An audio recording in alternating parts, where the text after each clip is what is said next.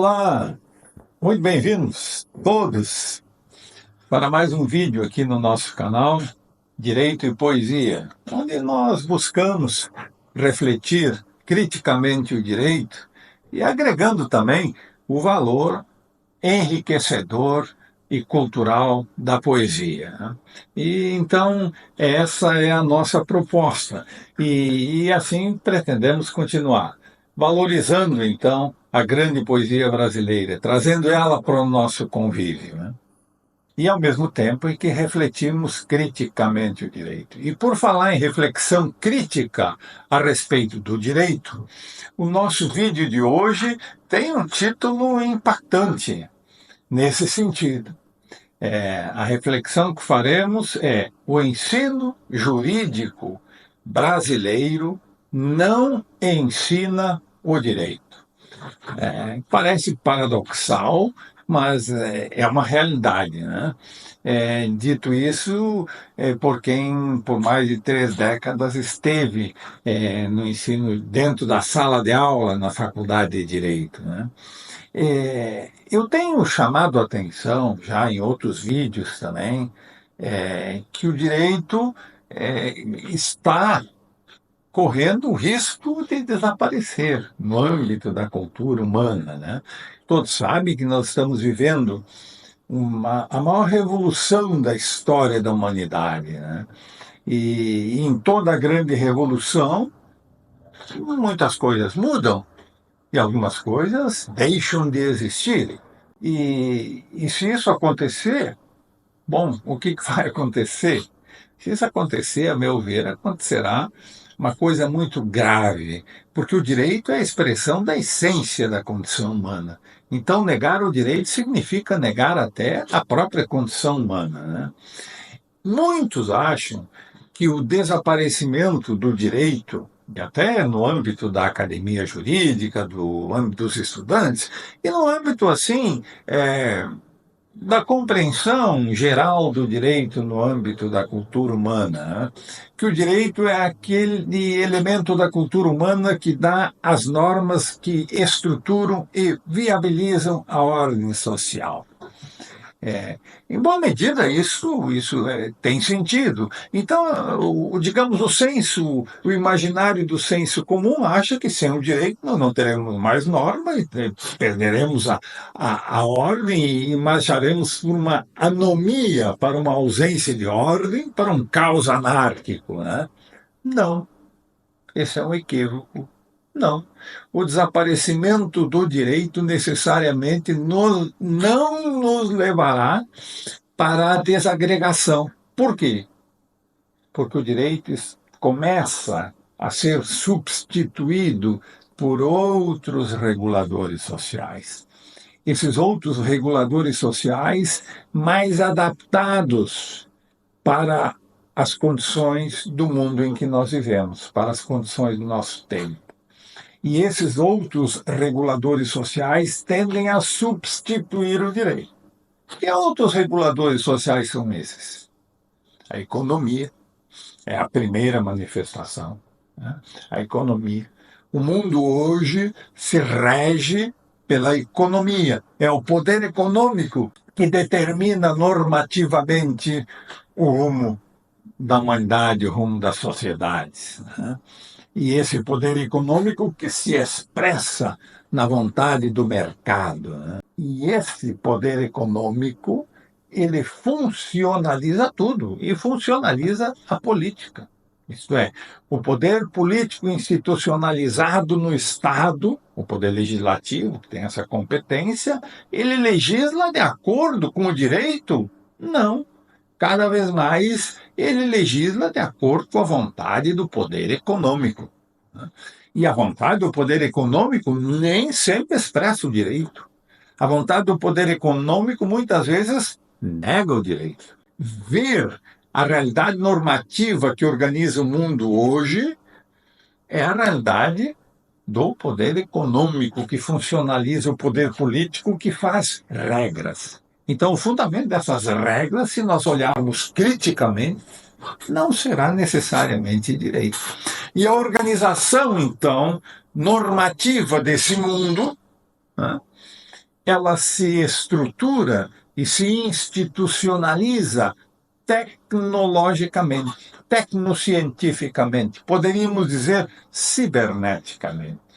Então, o que se ensina nas faculdades de direito hoje, cada vez mais, não é o direito, e sim esse composto de vontade do poder econômico funcionalizado nos poderes legislativos, e que se organiza ciberneticamente. Essa é uma tendência. E nesse mundo, o direito tende a desaparecer.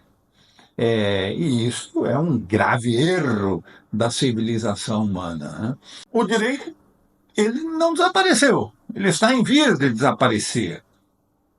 E o que nós, professores de direito, alunos de direito e cidadãos de modo geral, devemos fazer nesse momento? Lutar pelo direito. Porque o direito só desaparecerá se a humanidade não se importar mais com ele. Né? E ele não desaparecerá se a humanidade disser, não, o direito é importante, nós temos que manter o direito.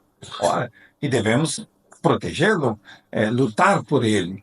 Sim, mas para lutar pelo direito, nós precisamos saber o que ele é, o que o constitui, o que manifesta o seu ser. Né? Das Einungsrecht, como dizem os alemães, o ser do direito, né? Aquilo que ele é. E aquilo que ele é não é o que se ensina na faculdade de direito, que ensina as regras feitas pelo poder político do Estado. Né? E nem sempre as regras feitas pelo poder político do Estado expressam o direito, como eu tenho repetido. Esse é o paradigma do positivismo jurídico legalista. Eu creio que no nosso. Merece até um vídeo, o positivismo jurídico legalista. Eu vou me dedicar a ele, talvez, no nosso próximo encontro. Né? Porque eu estou toda hora falando em positivismo, e muita gente, claro, não é especialista e não conhece muito bem isso. Mas o que eu queria refletir com todos hoje é por que o ensino jurídico brasileiro não ensina o direito. Muitos ensinam regras nas faculdades de direito, né? E se aposentam e não sabem, se perguntar, vem cá, me explica o que é o direito. As pessoas, provavelmente os professores não saberão dizer. Né? Então, vamos fazer uma reflexão nesse sentido e um esforço para, digamos assim, compreender a juridicidade, para compreender o que é o direito. Vamos refletir a compreensão do direito no contexto da civilização ocidental. Desde o século VI a.C. até o século XVI, houve um esforço da cultura ocidental e um esforço do pensamento jurídico ocidental no sentido de realizar o direito, no sentido de organizar a vida humana de acordo com o direito. E como é que esse pensamento jurídico via o direito? Ele via numa dicotomia, a dicotomia clássica entre direito natural e direito positivo. O direito natural seria a essência do próprio direito, aquela que determinaria o fundamento de validade do direito. E esse fundamento de validade do direito, as regras que organizam politicamente a sociedade, o que chamamos de direito positivo, deveria respeitar e procurar realizar, deveria procurar concretizar nas relações sociais esses valores, esse fundamento axiológico que está na ideia de direito natural. Então, ao longo da civilização ocidental, se desenvolveu uma teoria que estudou e fundamenta isso que eu acabo de dizer. Essa teoria é a teoria do justnaturalismo. Então, ela começa lá na Grécia e se desenvolve. Né? Os filósofos gregos foram os primeiros a refletir sobre isso. Né? É o chamado justnaturalismo cosmológico, o cosmos, a natureza. Né? Então, o que eles viram?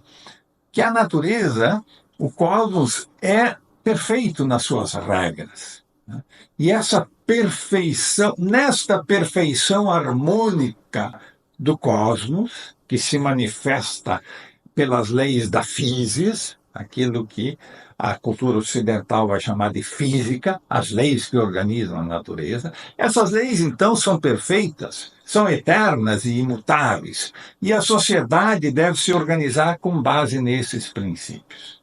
Então, o direito positivo, que os gregos chamavam de nomos, né? A norma vigente que organiza a polis, a sociedade, ela deve buscar o seu fundamento de validade no cosmos, na natureza, né?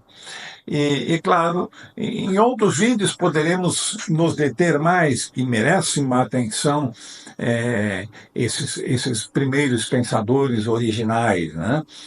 Não será hoje o momento em que o faremos. Só fizemos, então, esta ressalva. E já superando o momento clássico, onde despontaram os grandes pensadores, Sócrates, Platão, Aristóteles, a última grande manifestação desse pensamento foi o pensamento jurídico derivado do justnaturalismo estoico, os estoicos, que os juristas romanos assimilaram esse justnaturalismo estoico. Como é que os estoicos, então, viam a natureza? A natureza era perfeita. E o lema deles era viver segundo a natureza. O ser humano deve viver segundo a natureza. Por quê? Porque a natureza é perfeita. Nós devemos nos inspirar nas regras da natureza, né? Nas regras da física, nas regras do cosmos, né? Os grandes juristas romanos entenderam isso. Cícero foi um dos que divulgou. Então, Cícero dizia que a natureza é perfeita, é equilibrada, é harmônica, e que o direito que organiza a vida social deve buscar nelas a sua inspiração e buscar realizá-las na sociedade através das suas normas, né? Veja, então, o direito positivo, que são as normas que efetivamente organizam a vida social, ele tem o seu fundamento no direito natural. O cristianismo emergente na Idade Média, ele, de um modo geral, assimilou essa tradição cultural, e mudando, né, o que seria o cosmos por Deus. Então, Deus é essa perfeição eterna e imutável, né, que organiza todo o universo. E é nela que nós devemos nos inspirar. O cristianismo, claro que advém da tradição judaica, né, do judaico-cristã, e segue a fundamentação, então, da visão jurídica no contexto amplo da civilização ocidental. Como eu disse, o cristianismo assimila essa tradição clássica e estoica, né? Mudando, a diferença é que onde os gregos viam a natureza, o cristianismo vai colocar Deus, o Deus da tradição judaico-cristã, que se manifesta vivamente, né, na tradição do medievo, no verbo crístico, né, no verbo de Jesus. Então, essa vontade divina, que é perfeita, eterna e imutável, ela que dá para nós a razão, como diz Tomás de Aquino, né? Essa dicotomia, aliás, direito natural, direito positivo, ela está já presente em Santo Agostinho. Tá? A lex aeterna e a lex temporalis, quer dizer, a lei eterna, a lei divina do cosmos, transfigurada em Deus, né? É o fundamento de validade de tudo. Tomás de Aquino, já no século XIII, ele vai sofrer uma influência do humanismo clássico, principalmente de Aristóteles, né? e vai enfatizar a racionalidade do ser humano. Lembrando, claro, ele era um monge, né, que vivia no mosteiro. Tomás de Aquino vai dizer que a vontade de Deus deu a razão para os homens. Essa é a nossa natureza. Então, nós temos essa qualificação que os outros animais não têm, de participar da compreensão das leis que devem organizar a vida humana. Então, através da razão, nós entendemos o que Deus quer para a vida humana, né?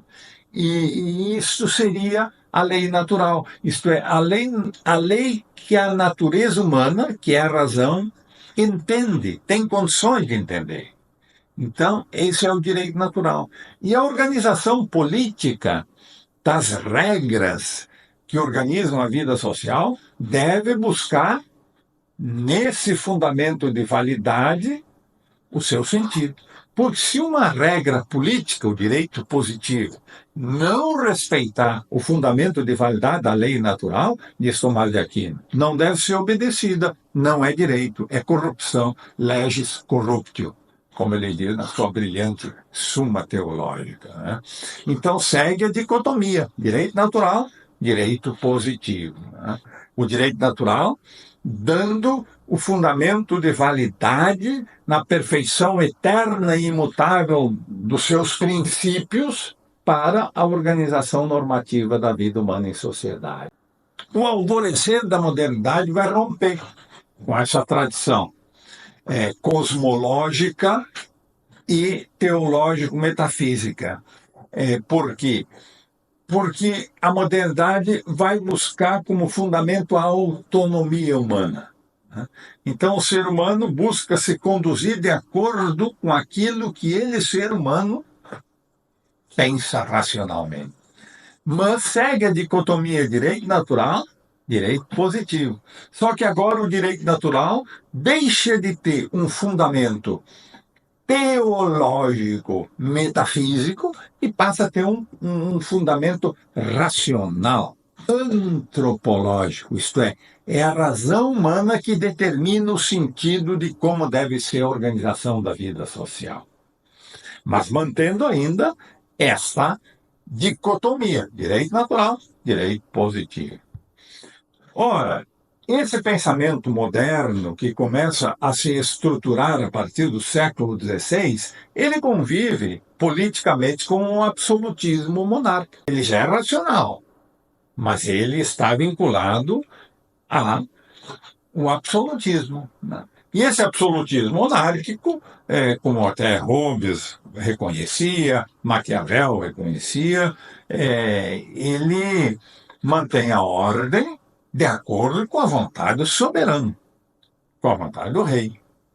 E quem dá sustentação para o rei? A aristocracia, classe dominante, e o clero. Né? Então, e o povo? O povo pouco direito tem. Né? Não tem liberdade. Quem tem liberdade digamos assim, a elite dominante. Né? E evidentemente que esse pensamento racionalista ele vai começando a questionar essa ordem. Né? E no século XVIII acontece uma coisa muito importante na cultura europeia, na cultura ocidental, que vai ter repercussões em toda a humanidade, que é o iluminismo. Aufklärung, como chamam os alemães. E o que é esse iluminismo? Esse iluminismo ele se fundamenta numa racionalidade crítica. Né? Por isso que é o iluminismo. A gente vê ele, claro, na obra de Kant, é o mais eminente dos pensadores iluministas. Né? As obras de Kant até chamam a crítica da razão pura, a crítica da razão prática, a crítica do juízo. Então, esse pensamento racionalista e crítico do século XVIII, ele começa a questionar criticamente aquela sociedade absolutista, onde a liberdade não existe. Né? Institucionalmente, o poder absolutista tolhe a liberdade dos seres humanos. Então, o século XVIII e o iluminismo vai colocar a liberdade como o valor mais relevante da vida. Então, esse pensamento iluminista, racionalista e crítico, ele vai romper com o absolutismo monárquico. E essa ruptura violenta, né, se manifesta na Revolução Francesa. Né? Então, a Revolução Francesa é um marco civilizatório. Ela tira, digamos assim, a civilização ocidental do obscurantismo absolutista e insere uma nova visão de mundo, uma nova realidade. E essa nova visão de mundo é o Estado liberal, é o Estado constitucional de direito, que foi forjado pelos iluministas, né? John Locke, o primeiro dos grandes iluministas, né, disse que o soberano não é o rei absolutista, o soberano é o povo. E como se expressa essa soberania do povo? Através do parlamento, do poder legislativo. Né? Então, pensa-se uma nova sociedade, um novo contrato social fundamentado na liberdade. Né? Rousseau deixou a sua obra clássica, né, que é o Contrato Social, onde Rousseau diz, né, que a lei não é mais a expressão da vontade do soberano absolutista, mas é a expressão da vontade geral, né? Como diz Rousseau, les lois c'est l'expression de la volonté générale. Só que Rousseau, digamos assim, não explica muito bem o que vem a ser essa vontade geral. Talvez merecerá também um vídeo a relevância de Rousseau e da sua obra clássica, Contrato Social, talvez merecerão um comentário mais aprofundado de nossa parte. Mas o que se pode ver é que o direito, a ideia de direito que estava nos fundamentos do direito natural, ela se desloca para o âmbito político. Né? Então, essa revolução política que instaura uma nova ordem, ela busca o seu fundamento, evidentemente que ela ainda é o jus racionalismo que a gente vê em Kant, que a gente vê nos iluministas. Ele, não, essa nova ordem, através da lei, como expressão da vontade geral, deve institucionalizar a liberdade. Muito bem. Só que essa liberdade, como nós vamos ver, logo que era para ser uma liberdade universal, logo vai ser a liberdade e poder econômico. Né? Esse novo paradigma que se instaura a partir da Revolução Francesa, em termos jurídicos, a sua primeira manifestação é a lei. O direito passa a ser visto na lei.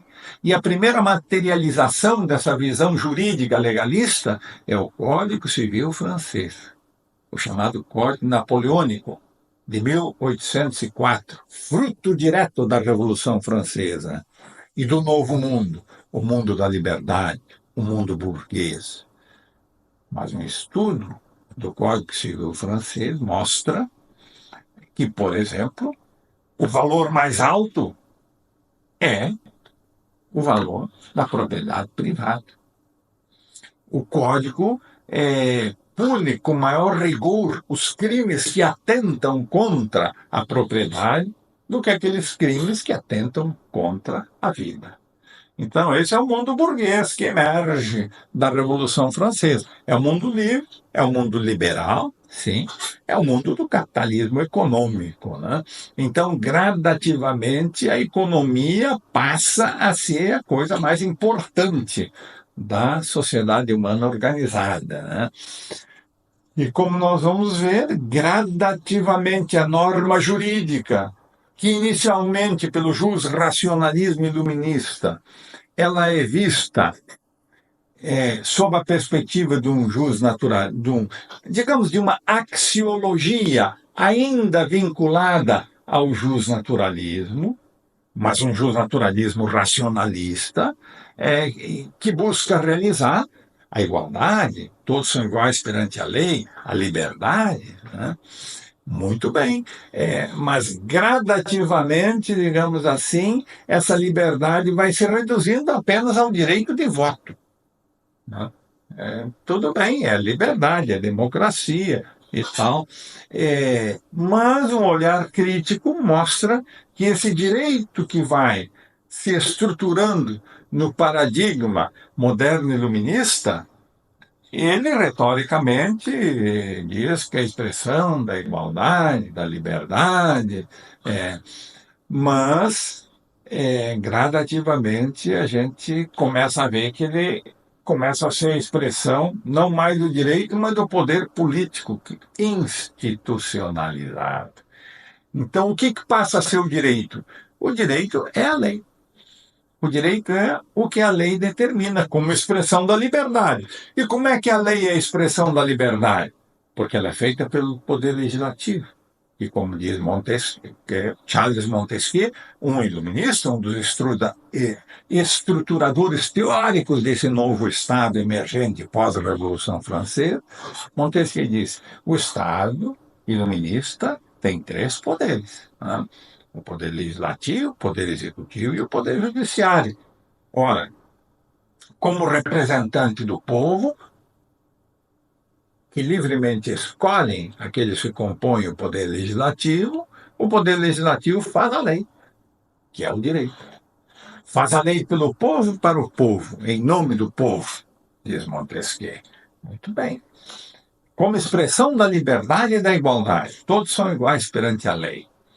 E o fato de ser esta lei feita pelo poder legislativo, que o povo votou para botar lá, é a liberdade. Muito bem, é uma argumentação muito coerente, mas coerente do ponto de vista formal. Essa igualdade, essa liberdade são apenas na forma da lei. Então, ela vai. Mas o que é o direito? Voltando para nós. O que é o direito? O direito é aquilo que a lei determina, independente do conteúdo da lei. Independente do conteúdo da lei. Quer dizer, não se questiona mais o fundamento de validade da lei. A lei, então, passa a ser gradativamente, ela deixa de ser uma norma jurídica e vai se transformando num instrumento político. Formalmente se diz o direito, né? Mas que a lei expressa o direito, mas um olhar crítico mostra que, na realidade, não é bem assim. Então, o direito é a lei. O direito é o que a lei determina, independente do conteúdo da lei.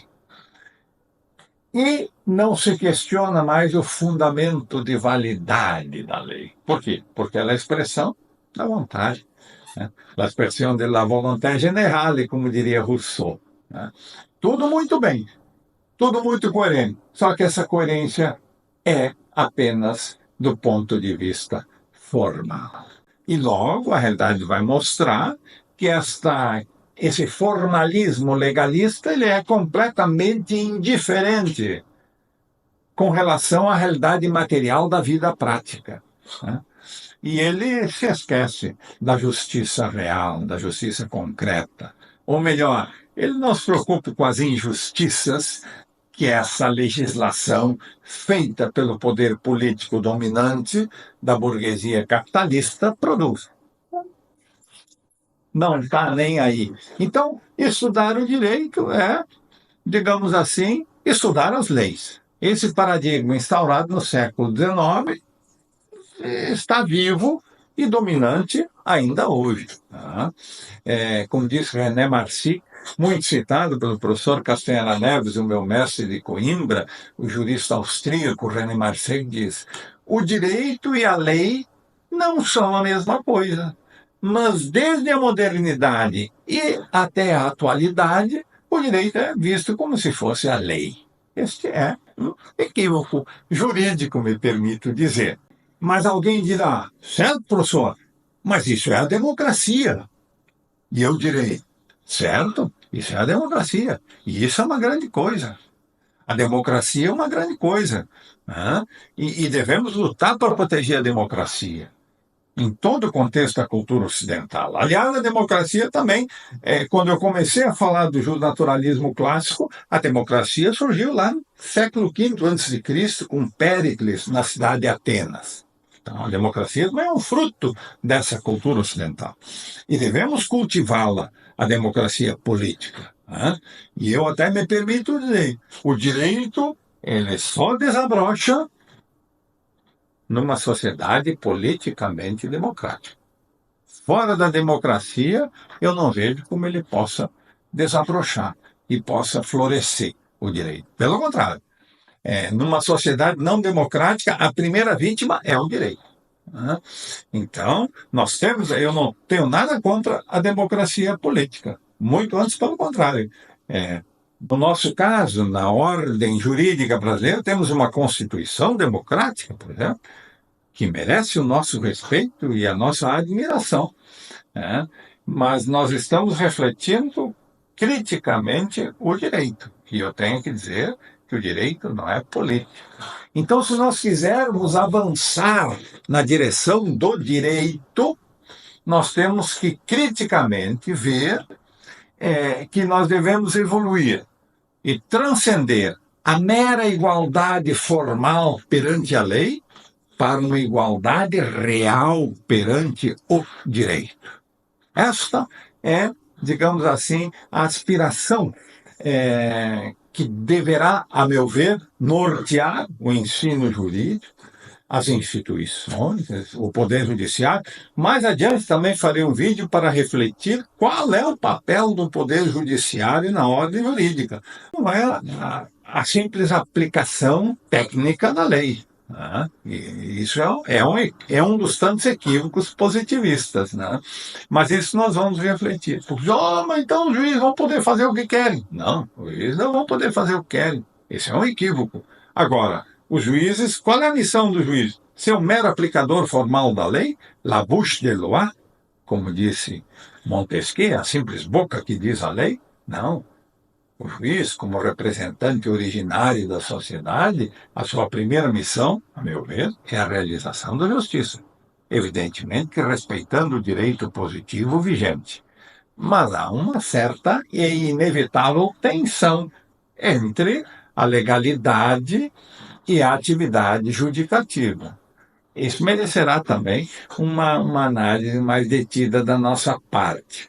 Por que não se ensina mais o direito? Porque se ensina dogmaticamente a lei nas faculdades de direito.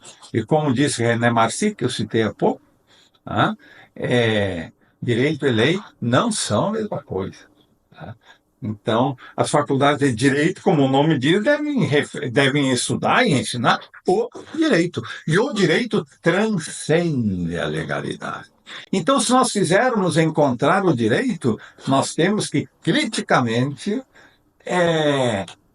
ver a necessidade de transcender, como eu já disse, a mera igualdade formal perante a lei e evoluirmos para uma igualdade material perante o direito, com todo o respeito pelas instituições democráticas, e eu volto a frisar, sem a democracia, o direito não desabrocha.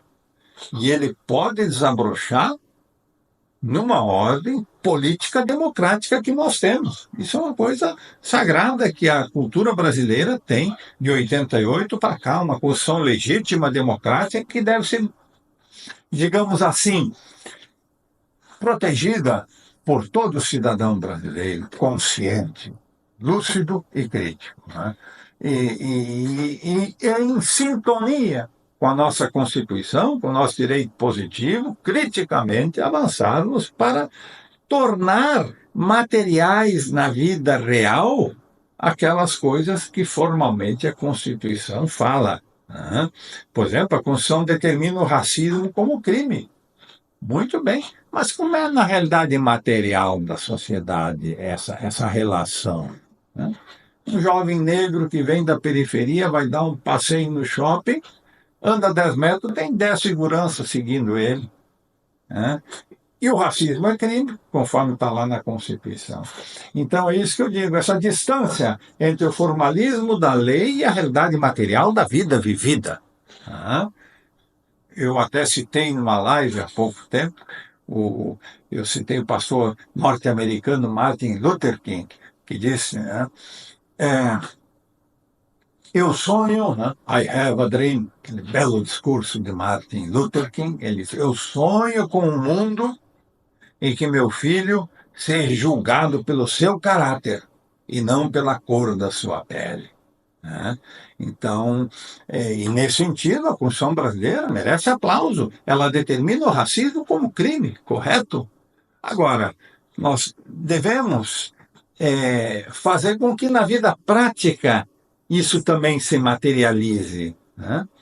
Dentro da democracia. Esse será, digamos assim, a evolução civilizatória da cultura brasileira. Esse trânsito crítico e transcendente da igualdade formal perante a lei para a igualdade material perante o direito, buscando realizar na prática da sociedade, como expressão do direito, fundamento axiológico, material, ético, alguém perguntará, mas professor, isso não será voltar para a velha teoria do justnaturalismo?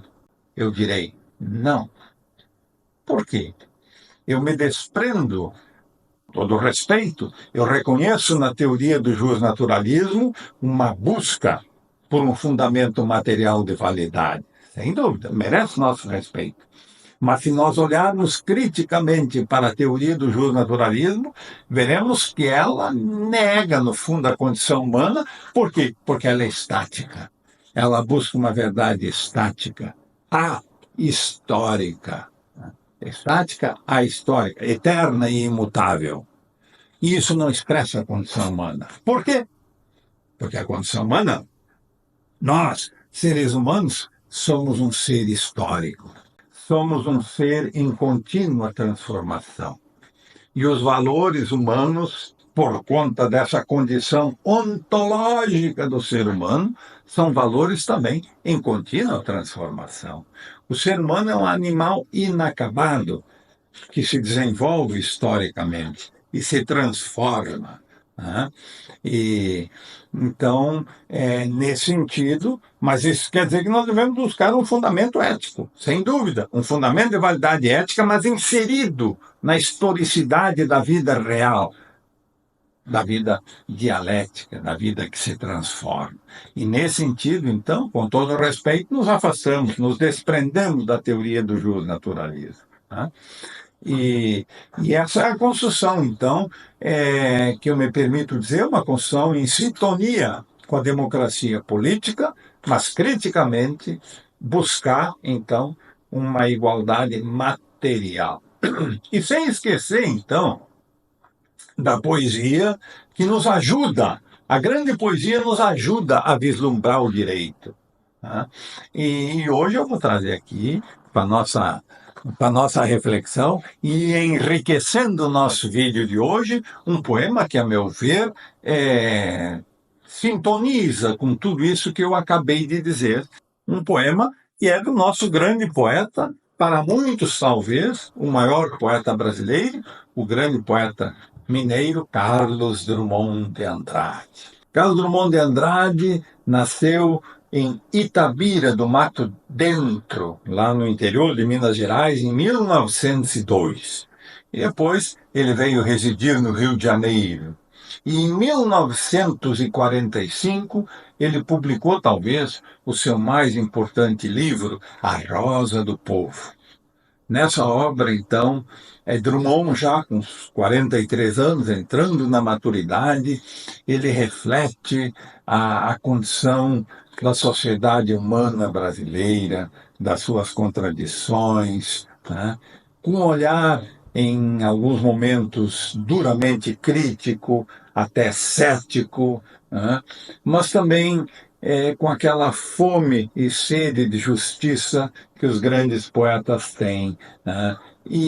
Ao mesmo tempo, na medida em que ele aponta para as contradições da sociedade brasileira, no fundo perpassa uma grande esperança na obra de Drummond, e principalmente nesse belíssimo livro A Rosa do Povo, de 1945. 45, aqui no Brasil, no mundo todo, é um ano muito importante. Né? Foi o fim da Segunda Guerra Mundial, que impactou toda a humanidade, né? E um homem sensível e lúcido como Drummond, evidentemente, foi muito abalado por isso. E também no Brasil, no Rio de Janeiro, onde vivia Carlos Drummond de Andrade, acabou a ditadura do Estado Novo, de Getúlio Vargas, de 30 a 45. Então, 1945 é um ano, nesse sentido, de parar, de refletir, de pensar o mundo. Né?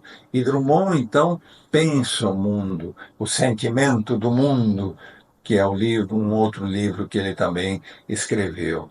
Então, esses poemas de Drummond, como eu disse, são perpassados por uma lucidez crítica, às vezes por uma certa uma dor de uma injustiça social que ele contempla à sua volta, mas também marcado por uma esperança, né? Quando Drummond diz, num de seus poemas, mas tudo é nosso irmão. Veja a profundidade da visão social de Drummond.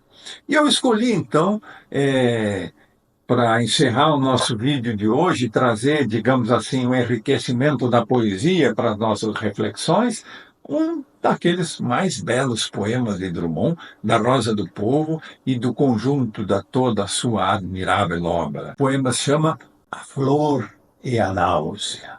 Então vamos ouvi-lo. Preso à minha classe e a algumas roupas, vou de branco pela rua cinzenta. Melancolias, mercadorias estreitam-me. Devo seguir até o enjoo?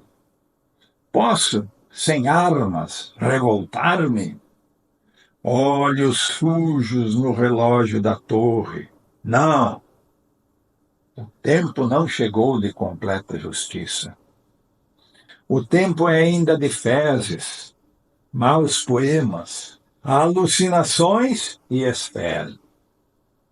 O tempo pobre, o poeta pobre, fundem-se no mesmo impasse. Em vão me tento explicar, os muros são surdos. Sob a pele das palavras, há cifras e códigos. O sol consola os doentes e não os renova. As coisas, que tristes são as coisas, consideradas sem ênfase. Vomitar esse tédio sobre a cidade, 40 anos, e nenhum problema resolvido, sequer colocado, nenhuma carta escrita, nem recebida. Todos os homens voltam para casa, estão menos livres, mas levam jornais e soletram o mundo, sabendo que o perdem. Crimes da terra, como perdoá-los? Tomei parte em muitos, outros escondi. Alguns achei belos, foram publicados. Crimes suaves que ajudam a viver. Ração diária de erro distribuída em casa. Os ferozes padeiros do mal. Os ferozes leiteiros do mal. Pôr fogo em tudo, inclusive em mim. Ao menino de 1918 chamavam anarquista. Porém, meu ódio é o melhor de mim. Com ele me salvo. E dou a poucos uma esperança mínima. Uma flor nasceu na rua. Passem de longe bondes, ônibus, rio de aço do tráfego. Uma flor ainda desbotada. Ilude a polícia, rompe o asfalto. Façam completo silêncio. Paralisem os negócios. Garanto que uma flor nasceu. Sua cor não se percebe, suas pétalas não se abrem. Seu nome não está nos livros. É feia, mas é realmente uma flor. Sento-me no chão da capital do país às 5 horas da tarde e lentamente passo a mão nessa forma insegura. Do lado das montanhas, nuvens maciças avolumam-se. Pequenos pontos brancos movem-se no mar. Galinhas em pânico. É feia, mas é uma flor. Furou o asfalto, o tédio, o nojo e o ódio. Então, assim como esta flor, metaforicamente cultuada no poema de Drummond, que furou o asfalto, rompeu o asfalto e brotou. Assim também eu penso, eu sonho, né, que o direito que vive abafado por esse formalismo lógico abstrato que o oculta, que a flor do direito, através do estudo crítico dos juristas, dos estudantes de direito, das instituições, faça desabrochar o verdadeiro direito, faça manifestar o seu ser na vida social brasileira. E o ser do direito se manifesta naquilo que Drummond também fala no seu poema. O ser do direito se manifesta na justiça social. Muito obrigado a todos e até o nosso próximo vídeo.